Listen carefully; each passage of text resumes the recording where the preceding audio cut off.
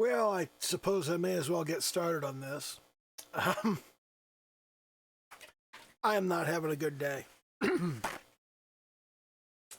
Got a plumbing problem in the kitchen that I'm going to have to spend probably all day tomorrow fixing. So, I don't think I've ever felt less like doing a stream or drawing in general. But this is what I do every single week. It's time to do it, and I'm going to do it because that's what I do. And it's important.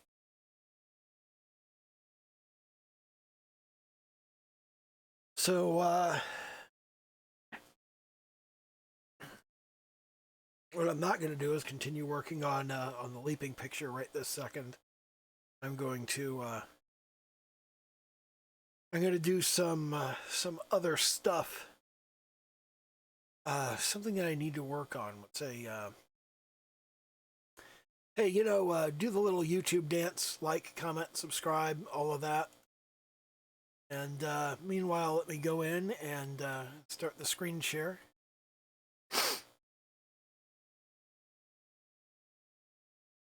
And where are we? There we. Yep. Okay, so we're hooked up on that. I put on my on a little glove, and let's work a little bit on hands. Let's begin by sure that we're brush. Get down to a reasonable size, and one of the things about this, let me kind of find out what's going on here. This bit right here, okay? In the layers, right here, we got this bit. Wow, that didn't draw anything. What layer is that drawing on? That's trying to draw on the guide layer. But yeah, if you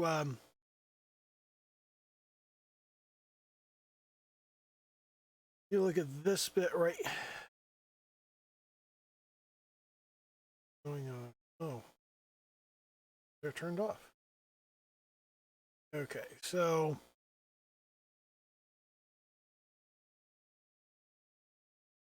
this bit right, wow. There's nothing.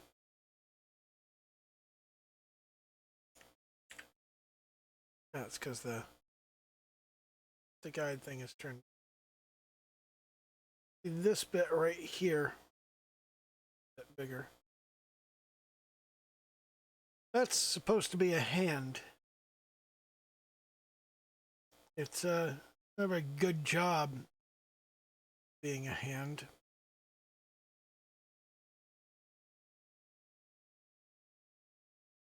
On with this brush. Oh, that layer is that layer is semi-transparent. That's what the issue is there. But I'm not happy with that hand, and because I'm not happy with that hand, I want to spend some time going over. I'm going to spend some time thinking about the anatomy of the hand, in particular about the anatomy of the left hand that she's holding out in front of her. And first of all, let's talk about what that anatomy is. Now, she's holding out her hand, and the hand is basically, it's a rectangular prism. If we were to think about the hand as like a two-dimensional shape, okay, we know that palm of the hand is narrower at the base, right there, narrower there, it's wider there, and obviously those are connected. And if you put that in perspective, Another thing that you notice that a lot of people don't notice is that the hand naturally curves. You just hold your hand out and relax it. You'll notice that these fingers sit up higher if you hold them straight out. So from the end, the hand doesn't look like this, but more like this. Kind of like a piece of a melon rind. So when you're drawing that in perspective, you want to curve that and curve that. And you want to think about that as the way that things come together in there. Now down here on the bottom, over on the thumb side, what you've got is you've got you've got your 4 bones, and those 4 bones are surrounded by meat. So you just think about that in terms of here's one little prism of the hand, and here's the next little prism of the hand. And you've got all 4 of these. And just like your fingers, the parts of your hand are also they're the same sort of lengths, okay? And they actually do end up being pretty much the exact same length, but the bone ends before you think it does in the hand. So you see right here, you might think that that your forefinger ends right here. Most people would, okay? I've talked about this before. It actually ends here, because if you fold it, you can see that it folds all the way down to here. And you can see that over here on the side. You can see that this bit where everything is creased, there's a crease here, but that's solid bone. If you check on the back of your hand, that part of the bone, that's not a joint. It doesn't bend here. It bends down here where the joint is.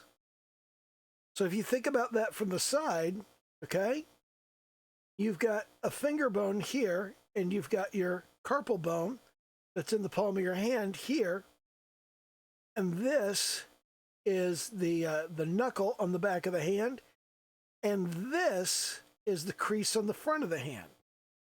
So you see that crease on the front of the hand, and then that comes down, and there's another crease that runs diagonally across the palm from the forefinger down to the little finger, and it goes farther and farther down as you go across.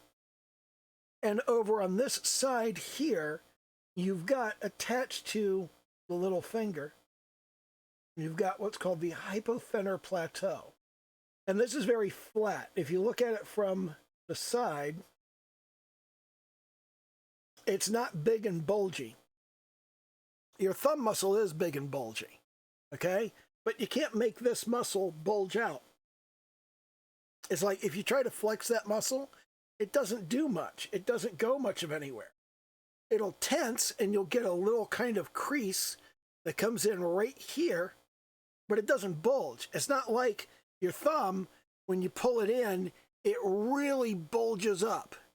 And even on the back, you can see that when you take the thumb and you wrap it up, you can see that muscle tense and make this really big, prominent bulge on the back of the hand, okay? There's some real muscle in there, and there's not a whole lot of muscle in there. There's some, but there's not a lot. And it doesn't bulge up because it's all attached in here. It doesn't have to move anything around very much. So what you've got is you've got a flat bit here, and then you've got a bulgy bit there, a sort of a hollow pocket that sits in the middle right here, that little triangle in the middle of the palm. And then around here, this is what we call the thenar prominence, which is just basically it's the muscle around the base of your thumb. That's important because if you think about it, if you're gripping something, okay, if you put your hand underneath of something and you try to push up with your little finger, you can't push up very hard. But if you push down with your thumb, you can push really hard with your thumb. It's like when you grab somebody's collarbone and you really dig your thumb in to hit that pressure point. Your thumb can put some real pressure on there, and your other fingers really can't. So what we've got is this kind of, here's the palm, and this bit right here, okay? This bit is not where the knuckles are. The knuckles are up over top of this. So if you were to look at the back of the hand here, okay? And here's the thumb up here. Here's the palm of the hand. The knuckles are up over top of that. They're not along the back. A lot of people, when they draw the hand, they'll draw the hand and they'll go, here's the palm, and here's the fingers, and here's the knuckles. No, the knuckles aren't here either. The knuckles are here. The knuckles are actually sitting right here, because what you're actually seeing with the knuckles is as the finger pushes down like this, all right, that hinges, and you've got this big pad underneath and a smaller pad up on top, okay? You got this kind of pad of skin up under here, and then you've got another pad here. This is where you think of your fingers starting, but they actually start a little bit farther down than that. And I don't know that that's helpful to anybody. It's been helpful to me because you draw, here's the finger, and then as you go along, each individual piece is like 2/3 of the previous piece. So you start off with like this size, and then that's the length of the entire finger. But each individual bit of the finger is a little bit shorter as you go farther along. Here's your knuckle here, and here's your finger here, and then you've got a little more fingertip that sticks along the edge, and you've got a fingernail that sits there. And it's the same basic thing here, okay? If you look, the knuckle sits a little bit above that crease. The knuckle sits a little bit above that crease because of the way that things fold. And you can see that that my first finger is kind of messed up. It's because of the way that I hold the pencil. It's so they're both straight leading into the pencil. I've been drawing for such a very, very long time. Drawing and writing. Grew up in an era where if you were writing, chances are you didn't have a typewriter. So there's kind of a thumb right there. And then there's the end of the thumb there. You know, when you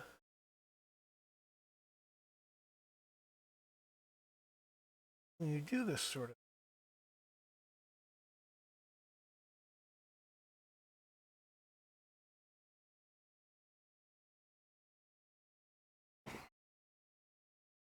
so let me go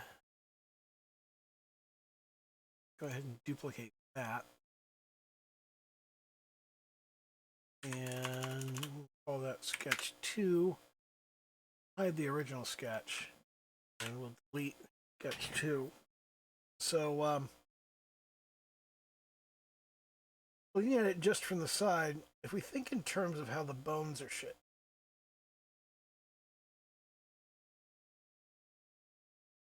we got the bones kind of like this.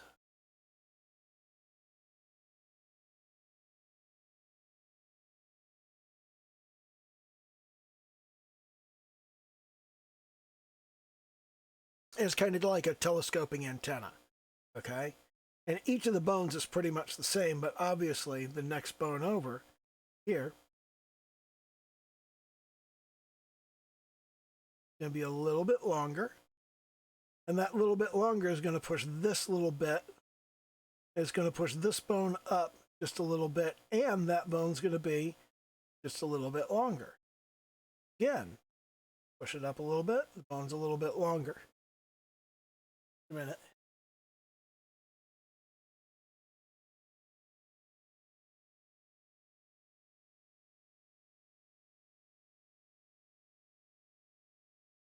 And you repeat that, and it's just a little change. It's just a slight little bit bigger, but it adds up. So then that next finger looks significantly larger. And then here we've got our middle finger, which is going to be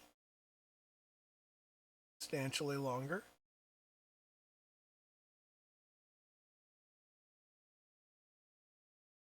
And then you've got the index finger, which tends to be the same as the ring finger. Now, we know that the more testosterone you're exposed to in the womb, the longer your ring finger is, for reasons we do not understand. So, for another reason we can't understand, if you have a gay character, their forefinger tends to be a little bit shorter than their ring finger. We don't know why, but that's a neat little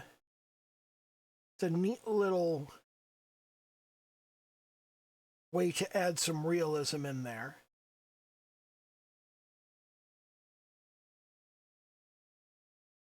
In a way that most people wouldn't notice. Now, over here, we've got the thumb. Now, the thumb comes off at an angle in the first place, okay? And it's like it folds down, and it's about the same length as this, okay? So if it was right here, that would be one thing, but it's actually down here. And it ends up being the same length as the little finger bone, but coming off of here, this bone only has two pieces, and the bottom one right there is the same length as the whole thing, just about. So that's significantly longer, which means this is significantly longer. And if you fold it in, okay, if you fold this in, then the end of your thumb should come right to there. So if we just kind of fold that out, that's the bone, and then that you have a little bit of padding around all of these because you've got a finger.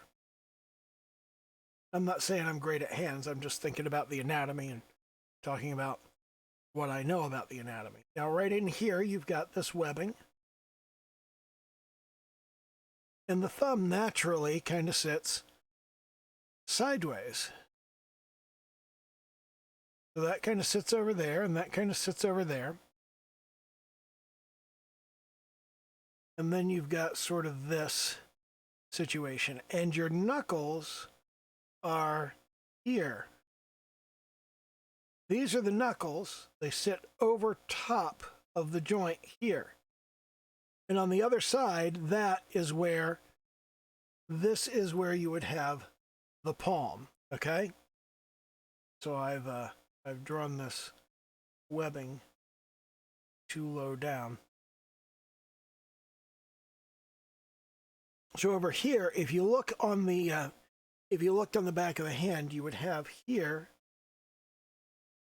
the thenar prominence, and over here the hypothenar plateau, and then here would be the little crease running along the inside of the hand. Okay? So if you look at that, if you're kind of looking at the back, over here is this big flat muscle, and here is that crease in the bottom of the palm right there. And then it looks like your palm is this area instead of just this area. It seems a little bit longer than it is.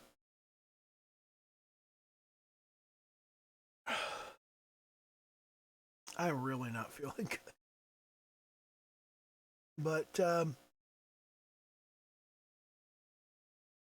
all of these bits and pieces fit together, and the fingers don't generally just like sit all straight forward like that, obviously. I mean, they can.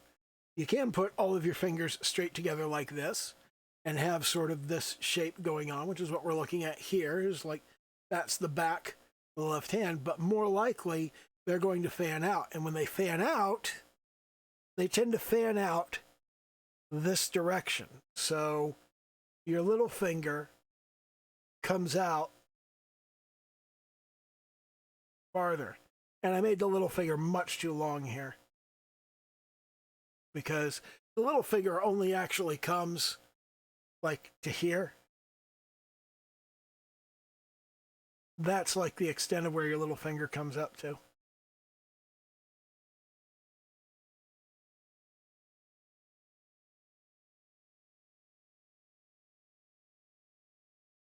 So really, the way this should look is more like this.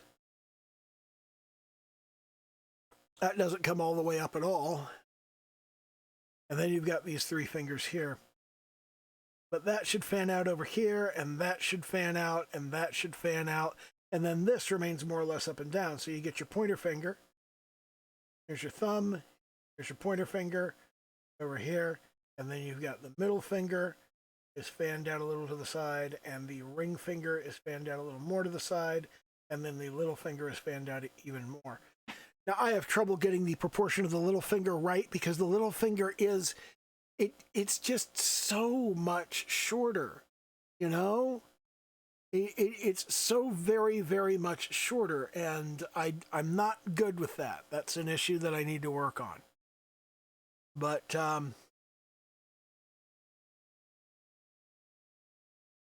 that's definitely something that I need to think about.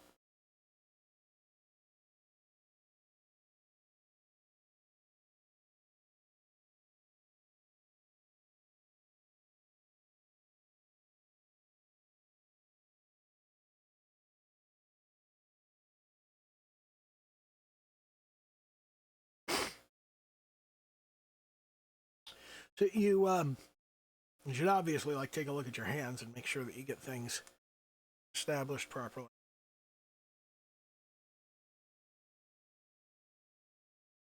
That actually comes down almost entirely like that.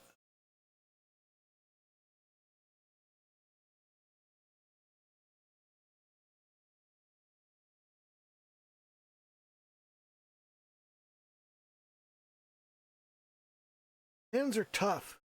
They really are.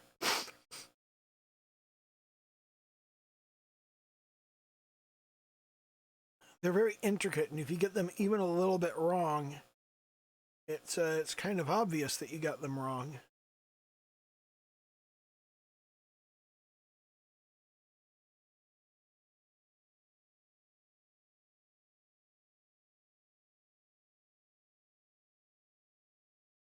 Just getting the proportions right is typically enough. So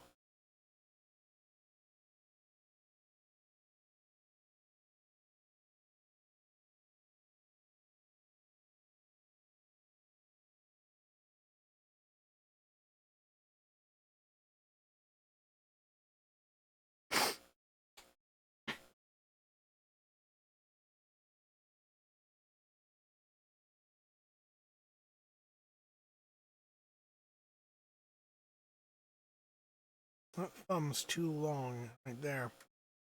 Um,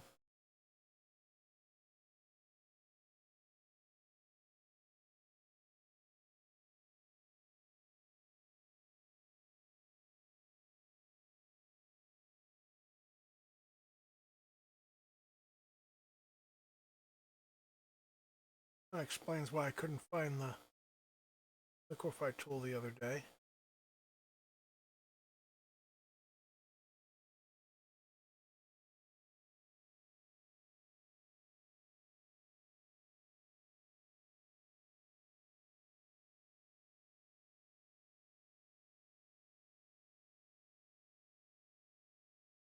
Okay, so what if I think in terms of shape?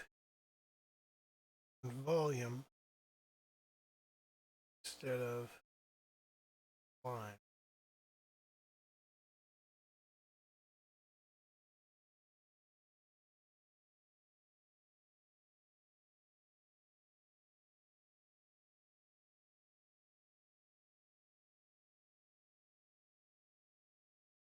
I think in terms of just volume shape.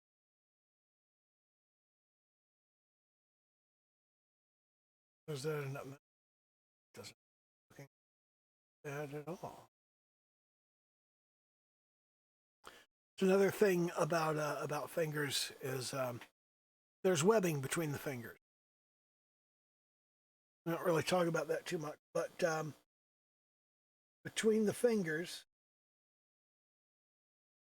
there's a little webbing. And you can see that when you kind of look from above. There's this little bit in between each of the fingers.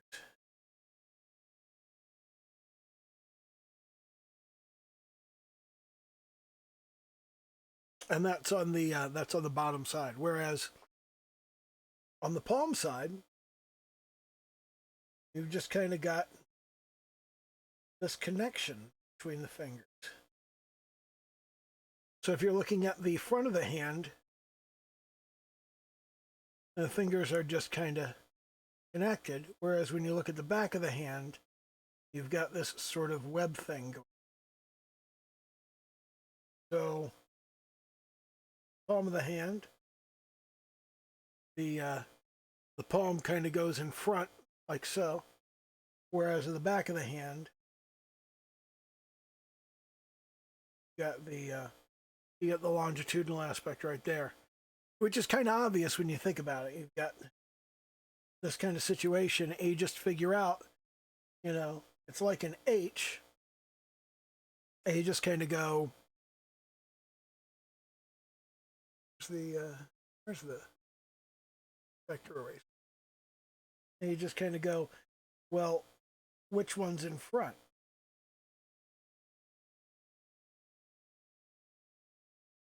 So you just figure out which one's in front and you put it there.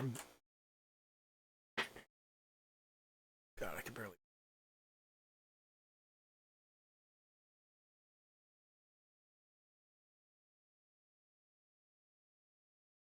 It's the beginning of spring, which means I'm doing more work out in the yard because we got 10 acres out here. So there's a lot of effort that goes toward that. God, I feel awful. Look, I warned you that I didn't feel like doing the stream.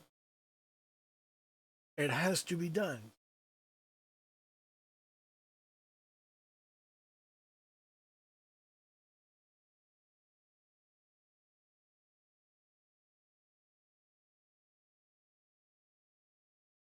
So if we just kind of rough in the masses of the hand, the shape of the hand naturally falls out of that when you're flat shading.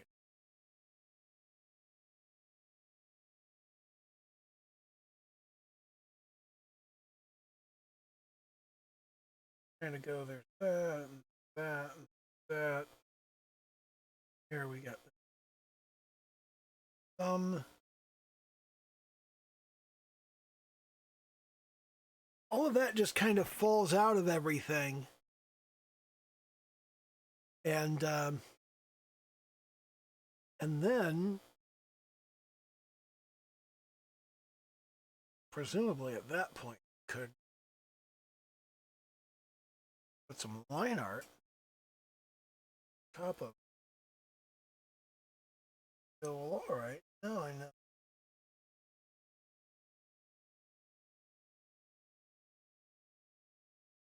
I know where lines be.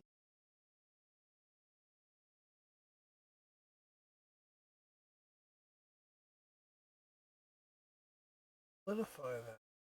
So you could start with kind of a cleaner approach,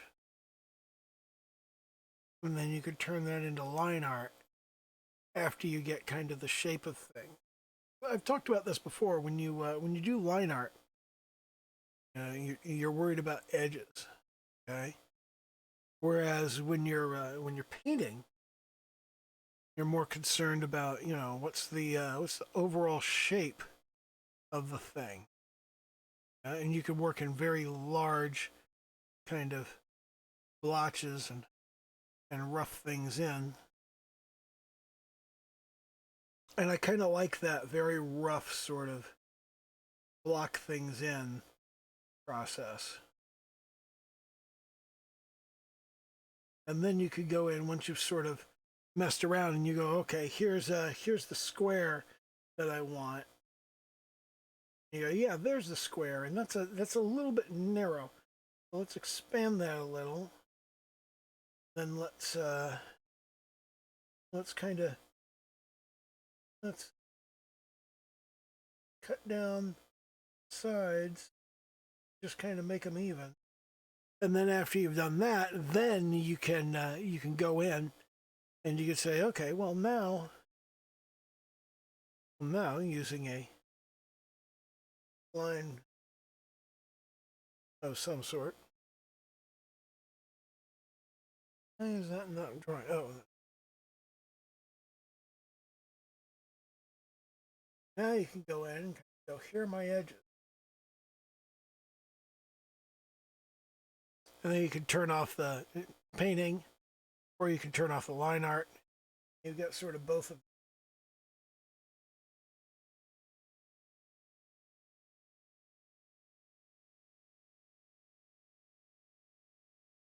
And that kind of doing the shape and then the line art thing, that's been really helpful for me to kind of get more of a feel for how stuff fits together.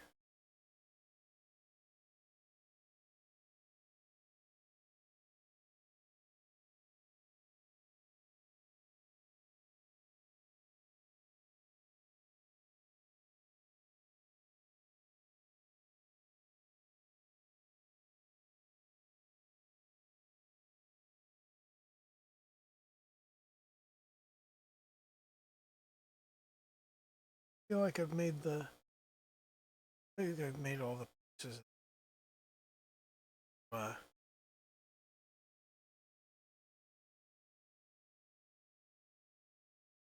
too small.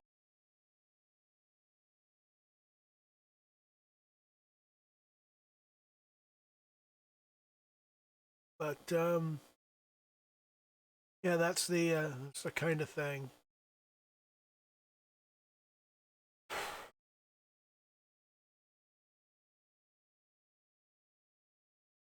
So thinking in terms of Gura's outstretched hand,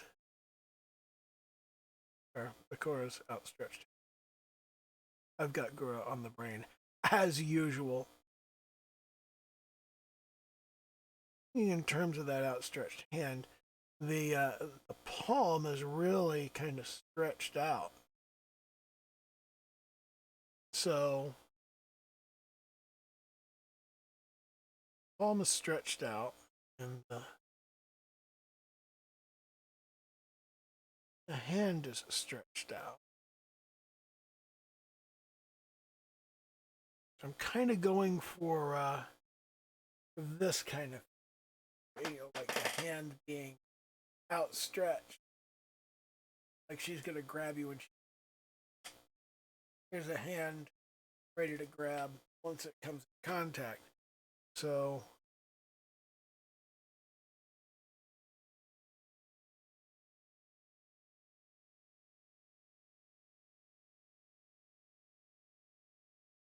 it's kind of stretched open, and we want to do some.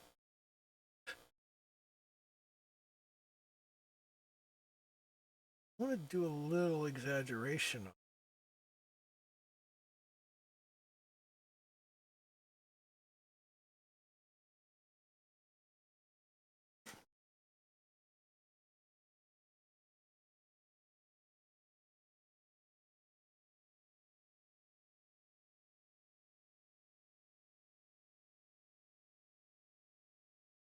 this finger substantially shorter. And it's kind of stretched out, so it's not just like this, it's like this. So the fingers are pointing towards you. But this one is more or less pointing towards you and off to the side, and this one is pointing towards you and off to the top. So we've kind of got this spray thing going on.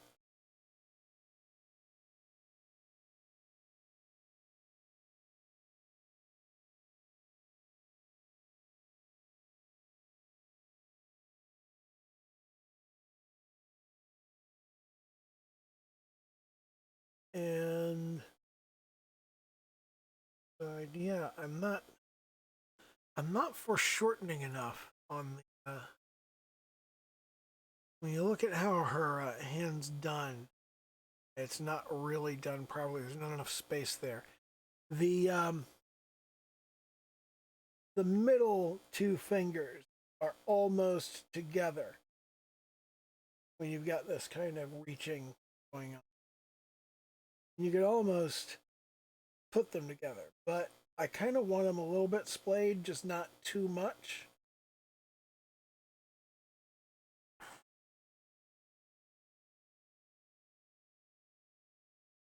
So one is kind of, here's one finger, and here's the next finger, and the next finger, and the next finger.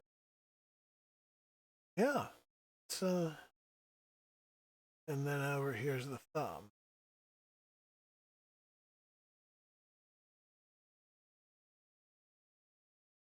That needs to be more pronounced. So yeah, something kind of like that.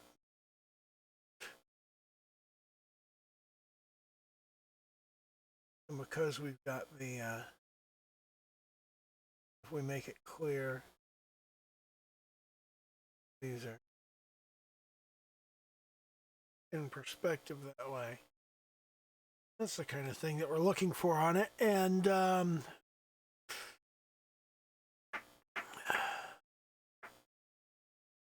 yeah, I don't know. Maybe that's been helpful. It's definitely been helpful to me. I have a clearer picture of what I'm doing. I just need to I need to do a lot more thinking and messing around about how this fits together, so that I can really make I can make the hand position read effectively.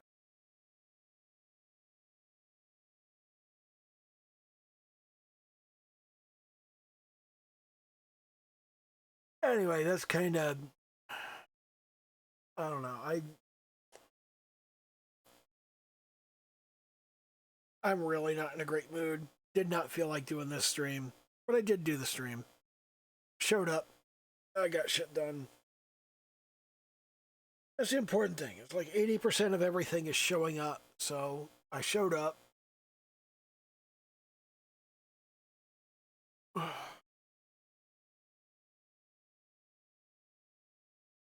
And yeah, that's going to be the stream. It's a little bit short this week, but I hope you got something out of it. And okay, bye.